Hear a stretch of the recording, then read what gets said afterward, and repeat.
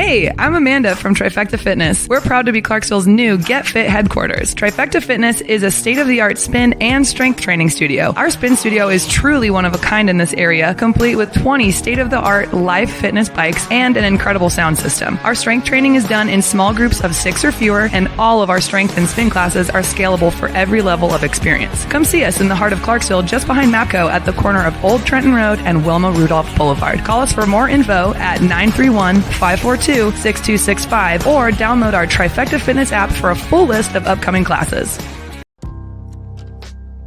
In October 2019, Arlington, Texas was chosen to be the home of a new national museum, unlike any other. The National Medal of Honor Museum will be a unique home of military history. The 100,000 square foot museum will house exhibits, archives, and artifacts relating to the 3,500 U.S. troops who have been awarded the medal, the nation's highest honor for valor in combat. The museum will have 31,000 square feet of galleries dedicated to U.S. troops who have received the award. The museum CEO, former Navy SEAL and NASA astronaut Chris Cassidy, said the museum will focus on education as much as preservation.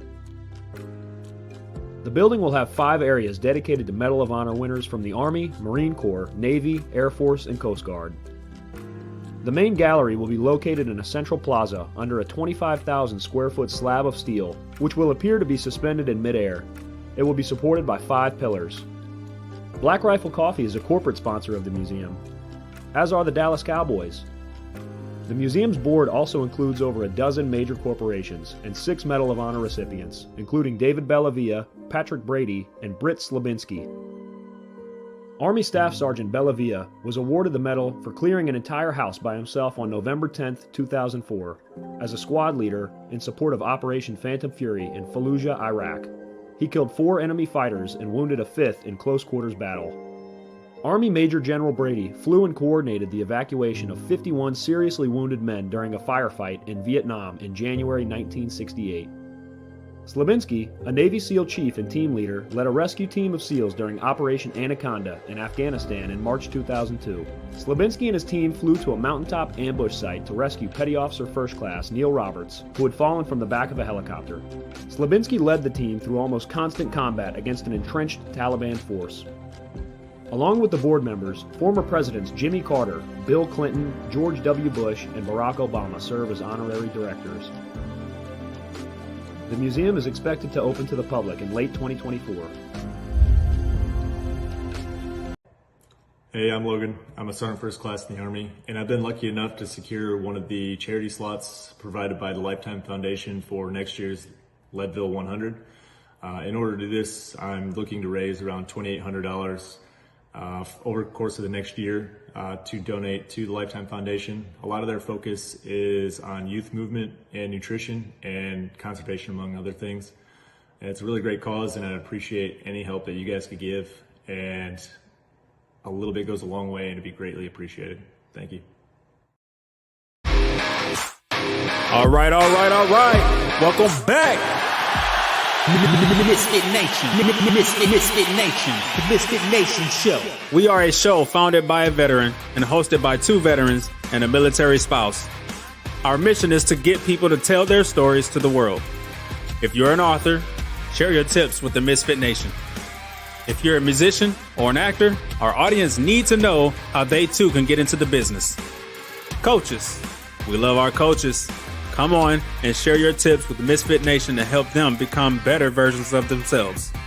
If you are a corporate leader or an entrepreneur, come on and show how you did it and how hard you have fought for success. If you are a veteran, first responder, or Gold Star family, we would love to have you come on and share your story with the MisFitNation. We always have time for you. If you're feeling down, alone, or starting to see the darkness, Stop. Think about those who are around you. You are not alone. You will be missed. If you feel like your problems will be a burden to those in your inner circle or feel embarrassed, dial 988. If you are a veteran, take option 1. We need you to keep pushing forward. Don't make a permanent solution to a temporary problem. If you are a new listener, welcome to the MisFitNation show. Be sure to subscribe to our show on your favorite podcast app. Also on our YouTube channel at @the_MisFitNation. Subscribe and click the bell to keep you up to date on our latest episodes and all of our news. You can also find us on Heroes Media Group and About Face Radio. Now, let's get to the show!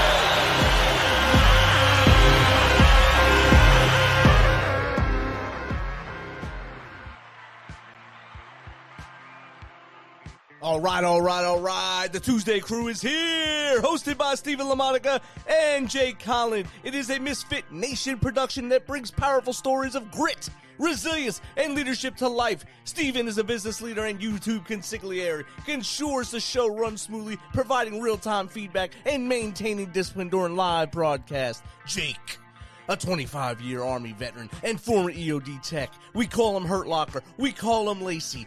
Offers deep insights from his extensive service, which includes multiple combat deployments and VIP missions around the globe. Together, they welcome guests from diverse backgrounds to share their journeys, inspiring listeners with stories of overcoming adversity and leading with purpose. Whether you're tuning in for the insightful discussions, or to enjoy Steven's passion for NASCAR, or Jake's anecdotes from his farm in Kentucky, the ToosDay Crue delivers a unique blend of entertainment and inspiration every week. So sit back, relax, and enjoy the ToosDay Crue! What an introduction. It was introduced. I just don't know what happened on our end. Good evening, Jake. How are you? Good evening, Stephen. Doing pretty good. How's things over there on the East Coast? Well, East Coast like. I look out my window, I see the two big lights shooting up in New York where the tower should have been or should be. Yes. You get that eerie feeling in the pit of your stomach, and you hope that people still remember that, that happened. It bothers me every day. I was just reflecting on that today. I know exactly where I was at, what I was doing. And yeah, that was a rough one. Well, hey, and to stack it all that day, I was going to the wake from my wife's grandmother. So it happened. The roads were closed. Everything was shut down, and here I am driving down the Parkway to Central Jersey, watching everything burn to my left as I'm going. And it was one of those days. Yes, it was. Tonight we have a pretty exciting guest, Kiara Loucks. Did you read her biography? Yes. I was taught how to read. It's pretty good. Well, I tell you what, and this is going to be exciting for our listeners because in 28 years, she has done a lot of living. A lot. I mean, I'm talking about she's a military spouse, world-class athlete, and had a lot of ups and downs. After reading her story, I would consider her pretty much an expert in the health and fitness world based on what she's done.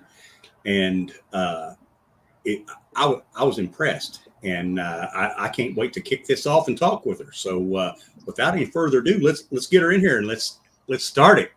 Well, hey guys, we can stop the show after that intro. That was the most hyped up intro I've ever seen. I love it. Ready to go do something. Well, hey, right. We talked a little bit about your bio. Why don't you just go ahead and kind of fill in the gaps for us and start from wherever you want to start and bring us up to this point. All right. I think you might regret just giving me the wheel like that, but I loved. Oh, we'll cut you off. Oh, okay. Off the stage. Okay. I loved there. I think there was a little tidbit in your intro where it said the fight for success. You bring people on that have had to showcase the fight for success. And I think that's such a great way to summarize the way I've attacked everything in my life. So it's never been handed to me. It's never been delivered on a silver platter. It's always been something that I've either had to fight for or figure out the entrance from the roof to get into. I wasn't born a crazy athlete, truthfully, like really the only athlete in my family minus my brother. So grew up in Colorado, played softball as a kid. and then actually ended up breaking my back my senior year, quite literally broke 2 vertebrae and ended up putting on a significant amount of weight. Went into college at close to 240 pounds and ended up walking on to the rowing team at University of Louisville. I know we have some people who don't like University of Louisville here, but we're just going to let it ride. But ended up walking on there onto their novice team and made a varsity spot and rowed all 4 years, ended up in an NCAA championship, and it changed my life. So I think just learning this concept of grit, like shit is going to suck some days. You got to show up and do the work anyway, whether it's glamorous or not, because we have a goal. We have somewhere we're trying to go. And so was a rower through college, ended up moving to Poland, working at the World Games, which is the counterpart to the Olympics, all of the crazy sports like in the air and pickleball and you name it. Went over, lived there, worked for the games, and just decided I wasn't done being an athlete and didn't know where to go, but wanted to go big. And so Googled what sports I could make it to the Olympics and not have done my whole life. Found bobsled. Didn't know what bobsled was, so I watched Cool Runnings and decided it was for me. And so I ordered a pair of spikes, like sprinter spikes, sent them to Park City because they run a combine very similar to the NFL. Showed up and right out the gate got interviewed by NBC's Olympic coverage team because that was the last Winter Olympics cycle. They interviewed everyone and everyone had a story why they deserved to be there and make the team. And then they got to me and it's still somewhere out there on the internet. And they asked why I thought I would make it. I said I had 0 qualifications. It was the reason I should make that team. And so did the combine, ended up not making it, but I knew I wanted to. And so I messaged the coach for the U.S. Olympic team at the time, sent him this message and said, I'll give you everything. I'll move. Whatever it takes. I'm your girl. And he said, this is interesting. Let's do it. And so I moved to Johnson City, Tennessee, which is where the Olympic Training Center is for that group. Ended up working and living there and then was a pilot for the US and then ultimately Canada, just amateur. So I didn't make it to the Olympics. I'm not quite that cool, but a lot of people can't say that they were a bobsled pilot and got to travel to Canada and Switzerland. And so ended up having a pretty traumatic brain injury out of that, which is why people don't bobsled. Now we know. And that was over in Switzerland. So I got out of that, dabbled in some endurance events, and then met the love of my life, actually, who is active military. He's in the Army. And we got orders to move to Italy. Did that in 21. And then Ukraine kicked off and there was just a lot of volatility there. It's a very difficult dynamic to develop a community just at that base. So I moved home and have since found Olympic weightlifting and placed pretty highly in the state of Colorado and then started personal training. And now I'm on my bodybuilding journey. My husband gets out of the military in November. So really excited for that and kind of the next journey. We're looking at a 130-mile race in the Arctic Circle to celebrate him getting out in February, that we'll get to do together and partner with a nonprofit to raise funds to go to veteran mental health causes. So really excited for the journey, but it's been a wild one. Yeah, that's been quite a trip. That has been quite a trip. I actually started my Army career out there in Colorado. In Colorado Springs? I live in Fountain, but yeah, I was there at Fort Carson. Yes. That's awesome. It's a good spot. It's not bad. It's not bad. Yeah. I read something in your bio that talks about fueling for performance. Yeah. And not weight loss. Yes. Could you expand on that a little bit and kind of tell us? My pleasure. Yeah. So around the time that I had put on that weight, broke my back, I actually developed an eating disorder, which we categorize as really out there and scary, but 1 in 2 people right now, and that's not a made up statistics, that is real, have an unhealthy relationship with food, whether you're male or female. And so we look at food as this thing that either we can't control or we try to control and we're under eating perpetually. And so we're not truly fueling ourselves. And I dealt with those issues for the last 11 years. In total, I have lost 100 pounds and have wanted to do this bodybuilding show for the last 11 years. And now it's finally time, because I have learned that eating is something that we do to fuel ourselves. It's not a pastime. It doesn't need to be a celebration every time. It's not what we reach for when we're stressed out, which we all are right now. It's something that we need to look at as, I need this for a primal reason. And that's why I will pick the foods that I will pick. Okay. All right. And I'm not going to get into, well, just what's your typical day of foods that you pick? Yeah. So, really the last several years has been more intuitive eating. So fueling to lift weights, to perform, not so much the aesthetics. So I know this is counter to kind of where we just let in on this topic, but since I am in prep for this show, the best way of looking at my diet is really anti-inflammatory at the base of it. So I'm not eating processed sugars. I'm not eating a bunch of processed grains. It's a lot of, when I wake up in the morning, I have my oats, I have my eggs, I have a protein shake, and then I'm off to go lift. So quick carb, quick protein, and I actually also have a little peanut butter before that, just to make it last through that workout. Okay. Immediately after the workout, I'll do a protein and a carb again, just to get some energy back in the system. And then I'll have my meal, which is unfortunately right now chicken and rice at 9 a.m. And then we move on to pretty lean beef. So I mix up my protein sources just to hit those different micronutrients across those. So for lunch, I eat red meat, which is not bad.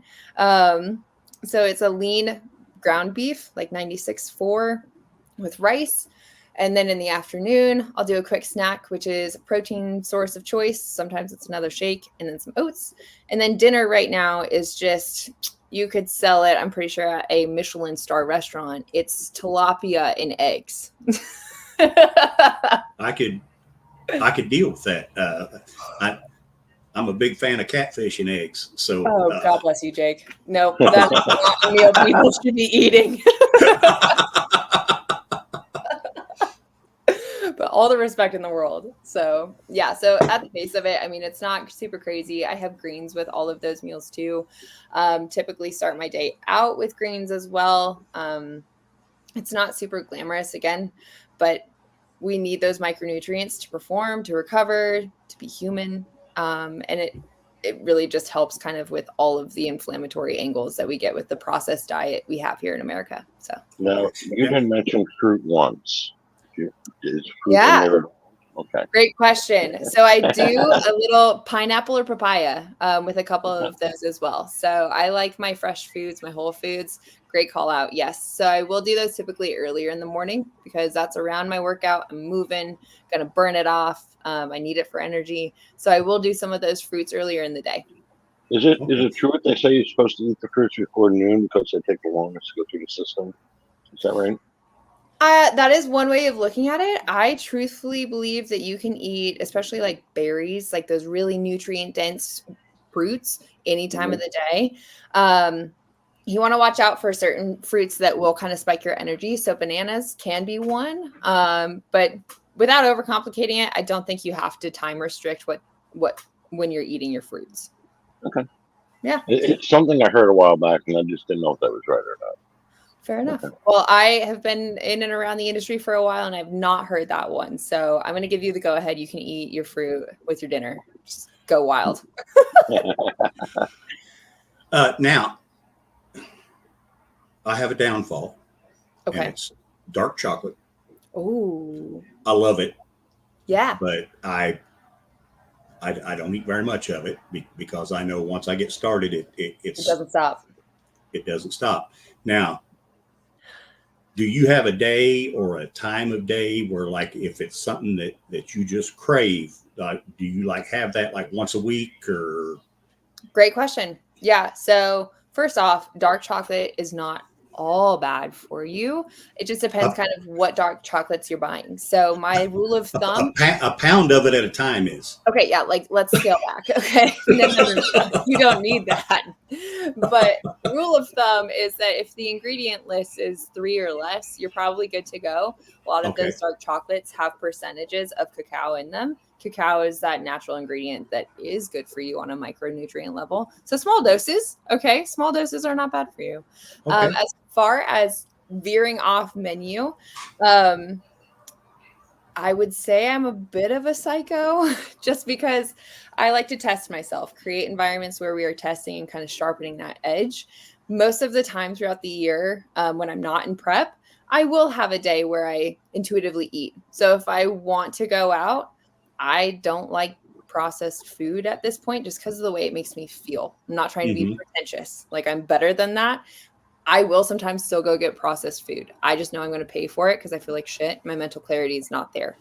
And so I will sometimes go out, or I do have some of my, like, I'll sneak this or make an exception for this, especially homemade goodies. Like, I can't say no. This prep, though, I think is kind of just proving to myself I don't need those things. And I think for us as a general population, and the fitness industry has really done a number on people and telling us, like, we need this cheat day. We need this day where we can go off our plan and indulge. And my question is why? We're adults. We're not kids. We can control what we eat, and we do not need those things. If it is something that you have such a mental attachment to that food, maybe start at, why do we have a mental attachment to that food? Is it something you reach for when you're stressed, when you're emotional? Is it something that's filling a void outside of what you need physically? And then starting there and asking that question, but knowing that we are human and it's okay to enjoy what we're given. I think. So just checking your intention and being really conscientious about when you do go off menu, and making that choice. It's not you show up with a plan and then, oh shit, there are the cookies, and you veer from the plan. If you're making a conscious decision to go into that equation and have a couple things off menu, that's different. You have a plan, you're going to stick to it and limit what you're eating. You're not going to eat the whole container of cookies, but you can have a couple and it's okay. But I think if you're on a plan, or you think of your cheat day, your cheat meal, by and large for the general population, you don't need those ideally if you're eating a balanced diet. Okay. Yeah. We got a question here from Dhruva in Nepal. Thank you for your question. He says, while climbing, we eat as we go for fuel. Would it be better to load prior and then snack along the way, or... Great question. Yeah. So I love this. First off, I have so many questions for you. This sounds amazing. But my advice is, before you go out for the day, maybe an hour before you push off, I would eat a balanced meal. So you're getting your carbs, your protein, and your fat, whole foods. So as much as you can, you may be having to supplement with protein on the road there as you're climbing, but have a whole meal as much as you can an hour before you go. And then I would definitely recommend, especially if you're going to be out for multiple hours, bring snacks. So you want a quick protein and a quick carb, especially. You don't want a heavy dose on the fats. So I wouldn't recommend bringing a container of peanut butter and eating that, because we're slow to use that as energy. But if you can bring some carbs, fruits are great. Even some higher glycemic index sugar treats are okay, because you're going to burn it if you're working that hard all day. I would typically go cleaner just because you're going to feel better. But yeah, bring that carb, bring a protein, even if it's protein bars, if it's a protein shake. Jerky is one of my favorite for when I'm out hiking with my dog. I'll bring jerky for me and him. We just swap bites. So there you go. All right. That's some good advice. Thank you. Especially on the cheating and the chocolate. Yeah, I don't need it, but I love it. So I get it. I'm that way with black licorice. Oh, I'll open the bag and I have to eat that whole damn bag every time I open it up. And honestly, for some people, it works to like set out what you agree to eat. Like if you're making that choice before you eat it, instead of blind grabbing out the bag, like put out what you're going to eat and stick to that. Oh yeah, I'll put out 6 pieces, and then 5 minutes later I'll put out 6 pieces, and it just keeps going. Fair enough. Fair enough. Those 6 pieces didn't last as long as I thought they would. Exactly. You're watching TV, you're flipping through things, and you're like, oh, I need more of this. Why did I stop eating that licorice? Pour more out. Need more. Kiara, I noticed in your bio that you kind of slipped into some darkness. Yeah. And you got a semicolon in your life. Would you mind talking about how you pulled yourself out of that? Yeah, going back to the fight for success. I think it's really easy to look at people who seem to have it figured out from the outside. And I've always had those people we all have that we look at and think that they've never gone through something difficult. Or if they have, it's probably really trivial to whatever I've gone through. Like they've never gone through that. So as I'm kind of venturing out into these amazing conversations, really pushing to like own what has gone on in our life. And so I have in the last 5 years experienced everything from 2 traumatic brain injuries to a sexual assault to losing 2 children, moving around the planet and back, and thinking my husband was dead multiple times over. And it was never something that I thought I would be professional at, like enduring crap in our life. And it's something that when you're going through it, I'm sure you've both experienced it as well. People tell you how strong you are, but it's not a choice. It is something that you have to do to keep showing up. And so we get to choose what that strength looks like. It could just be showing up and accepting a baseline existence and accepting that you are a victim in that equation, which we are all, susceptible to doing. And I have done it times 2. But you realize really quickly, and what I have through our journey is that I don't necessarily think we go through all these things for a reason. I don't think God put me on this planet to endure terrible things. But what I do believe is that when we own our stories, so when we are able to overcome those things in a very impactful way, which means not only just picking yourself up and dusting the dirt off your butt, it means picking up and realizing you are a new person after you come through difficulty, and then acknowledging who that new person is. So it's not this like passive thing that happens. I think for me, every one of those times, I remember my workout the day after, which looking back, terrible to train after a TBI and certain other things.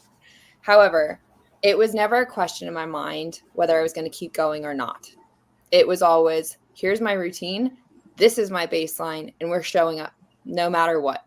And whether it was crying on the floor, not able to pick myself up at the gym, or barely getting through that workout and having the worst workout, doesn't matter. You showed up and you did it. And now it's looking at what's next. And for a lot of those, it is healing. And I don't think, as a society, we all need to sign up for therapy and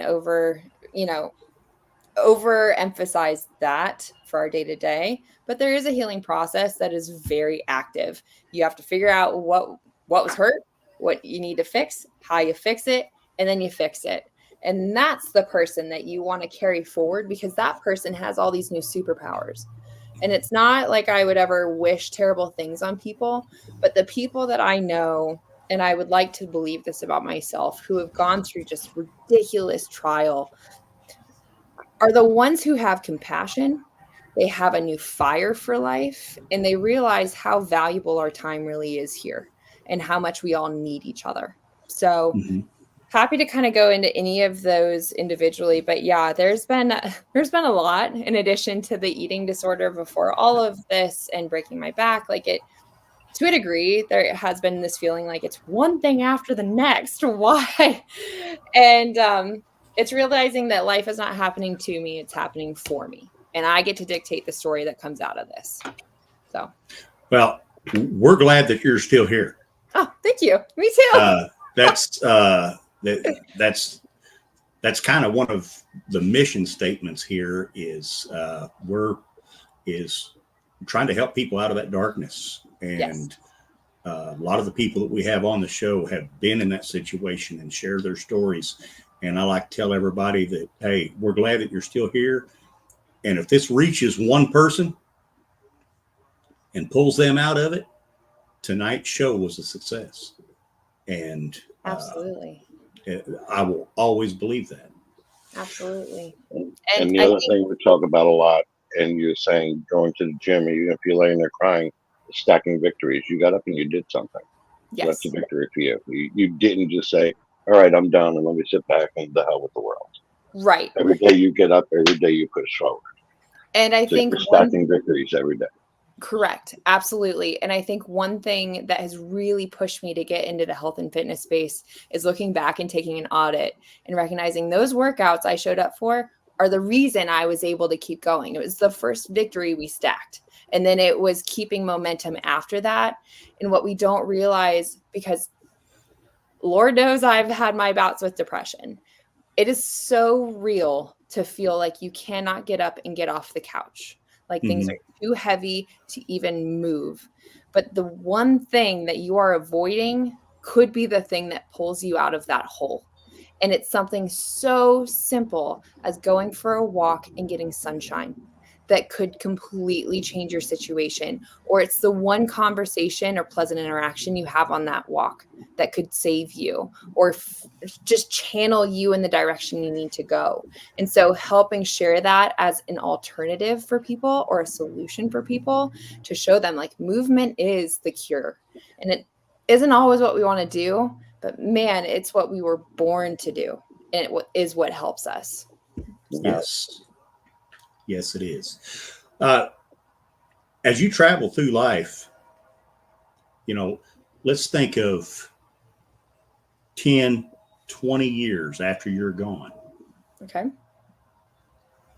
What do you want your legacy to be? What do you want people to say about you? I love that. A question I've been sitting with a lot actually recently, and I think I came up with a good answer. My answer. I want people to say I was useful, that I served others in a meaningful way, that I left an impact on their life or their children's life. I think working with a lot of adults, you realize as children, we are looking to our parents or whatever our authority figure is for that example. And so many parents, so many adults right now don't know how to take care of themselves on just a foundational level. So helping that, like teaching them how to take care, teaching them how to fish, and then they teach their kids, and then their kids have this new baseline that you don't realize by teaching someone how to take care of themselves, you could impact a generation or 2 generations of people or more. So I want to be remembered as useful. I want to be remembered as positive, which I think is such a cliche, but we live in this world full of so much hate and disparity and disagreement that having one person who can bring positivity to the table on a recurring basis is actually a blessing. And I have those people in my life and I just value them so much. So useful and positive. Okay. Useful, positive. Well, I can definitely say that, after this, you got the positive down. Well, thank you. Working on the useful. Hey, you give me some things that I'm gonna change up some hat. I could probably tip the scales a little lower than what I do right now. So I might have to start implementing some of those things. Got a comment here. It says, "Stay strong. You're a motivation for all of us who have gone through this." Well, thank you. Thank you. Thank you. Now, I'm sure along with, how cool was it sliding down in the bobsled, and did you meet the Jamaican team? Okay, so, but funny enough, there was a single Jamaican who was training at the Olympic Training Center in US. So I did meet one, but not the whole team. Sliding down a track is probably one of the most indescribable feelings. It's an experience. So as a pilot, the only thing sticking above my sled are my eyes. And you're going about 120 kilometers an hour. You can look up the conversion of miles per hour. It's still freaking fast. And so what happens is it's shaking. It's a 400-pound sled plus your brakeman. And so it's just loud and chaotic, and you're going through turns that have G-force. So you go through oscillation curves where you have multiple oscillations, which means you're in this curve, the G-force is pulling you, and it pulls you up, and then you go down. And then it pulls you up again, and you go down. And it's just this wild experience. And as a pilot, people don't realize how you steer a bobsled. You have 2 little D-rings that you hold on to. And they're tiny movements. So if you hit a bump, if you hit something weird, it's easy to crank it and make a bad turn, which is what happened to me. I crashed, like I said, in Switzerland going 120 kilometers an hour. The sled tipped over on top of me. My head was the first thing to hit the ice. And when you're going downhill, there is really no way to stop a cumulative 700 pounds. And so we just kept riding, and I pulled myself under the hood. Actually thought I had killed my brakeman. He was from Monaco at the time. And so just started screaming his name and praying he was alive. And sure enough, he made it and was pretty banged up. But yeah, so it's an experience. It comes at you fast. Ride down the track is only all of about 35 to 55 seconds, but it is a wild 55 seconds. and I'm guessing, unlike NASCAR, there's no comms device holding your head and foot. You're just banging around.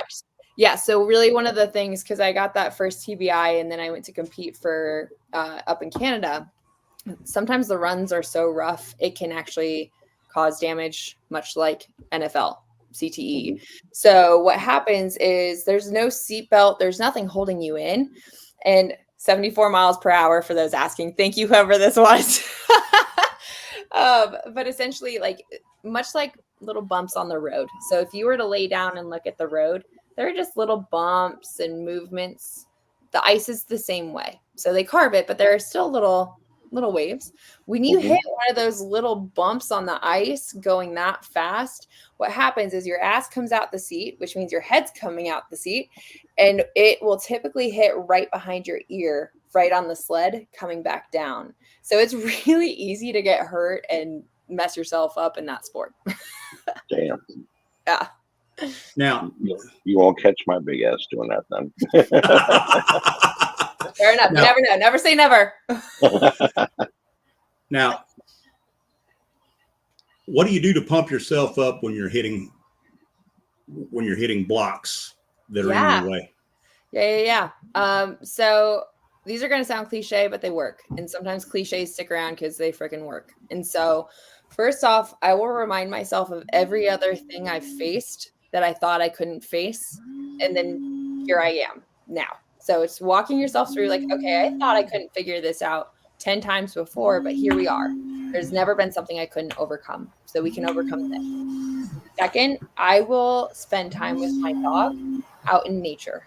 And it sounds really simple and kind of silly, but get your butt outside as much as you can. And for me, I do really well being kind of out in nature, like away from people when I'm really in a walk. And so my dog and I will go get a cabin. I live in Colorado, very fortunate. So we'll head up to the Rockies and go spend time in the mountains. And there's something about being alone in the woods that you kind of reconnect with what we're truly made of and who we really are. And you remember what really matters. And those things will help me. And then the third thing is I know it's really easy for us to isolate when we're hitting a block, to not talk to people. We don't want to interact with people. And this may vary for other people, but for me, interactions and relationships are an energy giver. And I truly believe that good connection is one of those things to get me going again. Because my circle, the people I lean on, know who I am at my core, and they are faithful to remind me of that. So I lean on those people as well. Okay. Yeah. All right. You mentioned getting out in the woods in Colorado. When I was out there, it was before all the casinos and everything hit up in Cripple Creek and Victor. Yep. And we used to drive to Canyon City, get on Phantom Canyon Road and just drive and pull over and then camp for a weekend. It's the best. And it was, you might see 2 people all weekend. And it was amazing.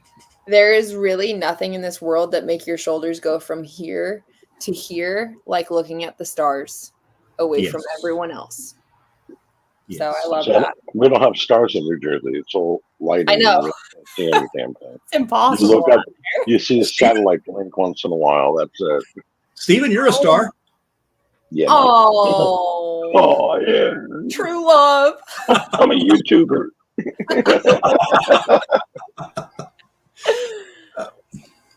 Out of all your experiences, which experience has taught you the most, either about you, about life in general, or,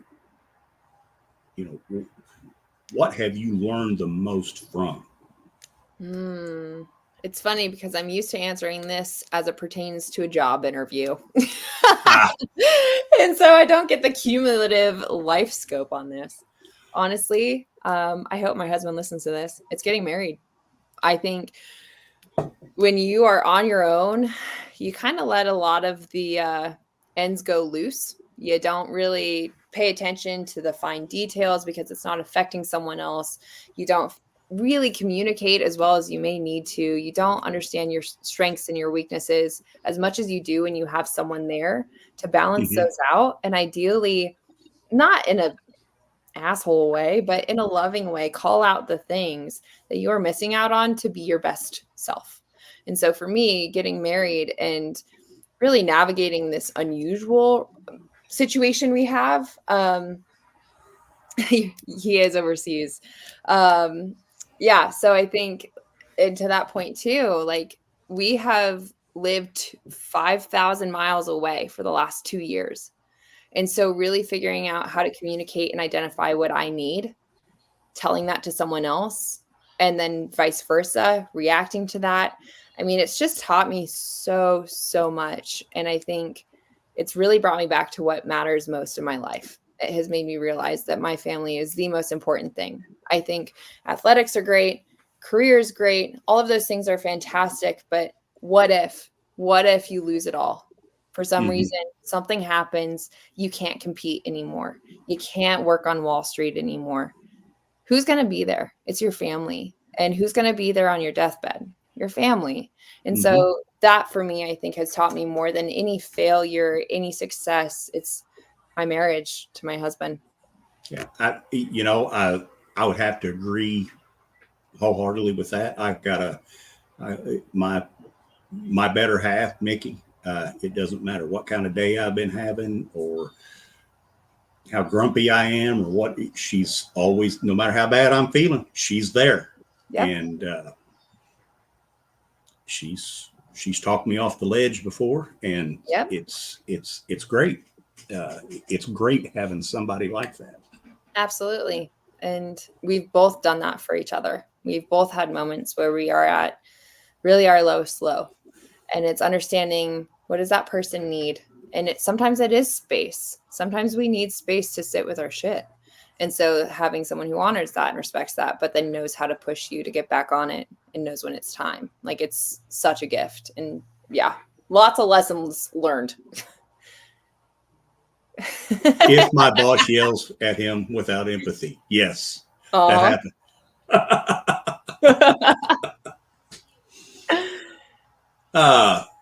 Ooh. Your top 5 things to do in the greater Colorado Springs area. Okay. I'm going to be really honest. I have spent some time out in Colorado Springs, not a whole bunch. So number 1 is the incline. So right outside of Colorado Springs near Manitou Springs is the incline. It's really known as like the hardest thing to do in Colorado. I don't know, but it's like this huge challenge. Very fun. It's a mile vertical. You don't have to go fast. It's just cool to do it. If you're getting off the plane and coming to Colorado Springs, though, give yourself a day to acclimate to the altitude. Just letting you know. And then go tackle it. So that one's cool. Manitou Springs right there, too, also has a bunch of cool restaurants, things to do, walk around. It's kind of a cute little spot, just tiny town. Otherwise, in Colorado Springs, cool little resort, Broadmoor. It's beautiful. If you're fancy and hoity-toity, go check it out, even just for a dinner. And then outside of that, Colorado Springs is actually, I think, as big or bigger than Denver Metro. So there's a ton to do, whether it's shopping or events or whatever. Colorado Springs. Go find something. Yeah, and I'll add to that the zoo, the Cheyenne Mountain Zoo up at the Broadmoor. It's not a big zoo, but it's very. I like to go in there in the wintertime. Because they had some snow leopards up there, and that's their time of year, and that was really cool. But I haven't been there since 1989, so could have changed a little bit. yeah, it's changed just a little bit. And touring NORAD, that's pretty cool. Mm-hmm. So but, you know more than I do.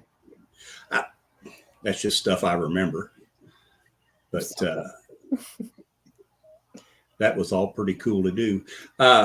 Now, all successful people have certain things that they do every day. Mm-hmm. What do you do every day, and what is non-negotiable? What is something that no matter what, you have to do it every day? I love that. It's actually, I've, for the first time in my life, taken a pause to reset what my non-negotiables are. So forever, it's been reading, journaling, and movement. Non-negotiable. And then something outside, even for 10, 15 minutes. If I go sit outside, I just need to be outside. Now I have built into my day, non-negotiable 15 minutes a day, sitting with a blank piece of paper, dreaming. And it's not any distractions.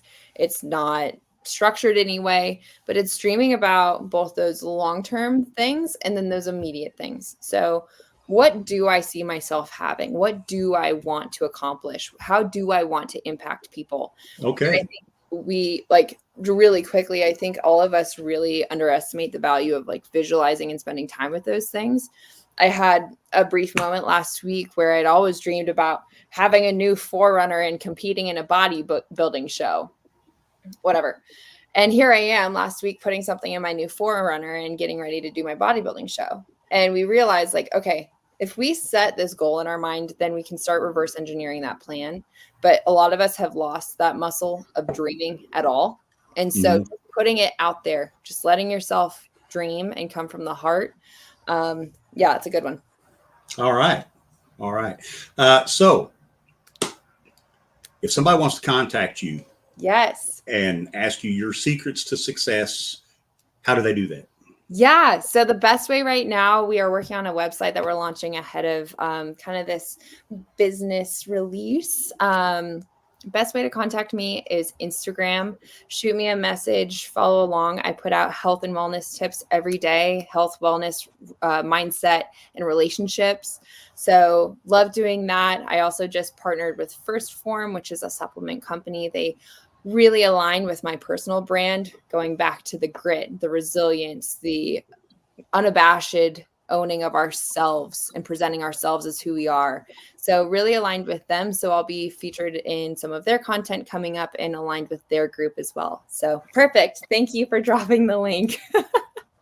All right. And I've got one last question for you before we get out of here. Okay. What's 3 things that you would share with the world if you had the power to make the world a better place, like all of it? What's 3 things that you think that you would gift everybody? Number 1, I would gift people the ability to see themselves as other people see them. I think a lot of us don't see ourselves for who we truly are and really underestimate ourselves and don't see our superpowers. But the people who love us, the people who see us, see those things and really want those things to flourish. Number 2 is learn to love that self. So accepting yourself, I feel like a lot of the problem we have right now in society is people who really truly hate themselves because they aren't chasing the things that they want to pursue. They aren't getting out and doing those things. So it's a lot easier to drag someone else down like a crab in a bucket than it is to get your ass off the couch and go do it. So loving yourself and pursuing those things because you deserve it and because you are worthy of it. And then number 3 is giving the gift of connection. So truly connecting with your neighbor, taking care of each other, this idea of community that has seemingly been so lost on our society today, that gift of community, I want to bring that back. So that's it. 3. Okay. All right. That was great. Right. It was. It's very sound advice. I would like to remind everybody listening on all of our different platforms to like and subscribe.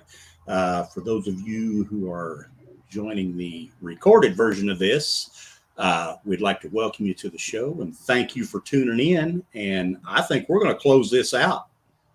Let's do it. Steven, you got anything else? No. God bless America. God bless America. And again, let's tomorrow, everybody take a moment of silence and remember all the brave souls that we lost September 11th, 2001. And it will definitely be a somber day. And, we're still with all those families out there that lost loved ones. And we love you, Misfit Nation. Thank you for tuning in. Have a great night, everybody. Thanks for being here. Guys. Kiara, if you'll hang out in the green room for just a few, please. All right. Thank you. This is a message from the U.S. Department of Veterans Affairs. Got a question about your VA benefits, healthcare, or eligibility? Go to va.gov, where you can access a new interactive chatbot to ask questions 24/7. One can still browse va.gov for information, but you can now ask specific questions to the chatbot, like what's the PACT Act? How do I apply for disability benefits? What's my claim status? You can access the new feature through va.gov's Contact Us page. Then click on the Start Chat button. The chatbot will continue to improve veterans' access to information about the benefits and services they've earned. This is one way VA is offering seamless and secure access to its online resources.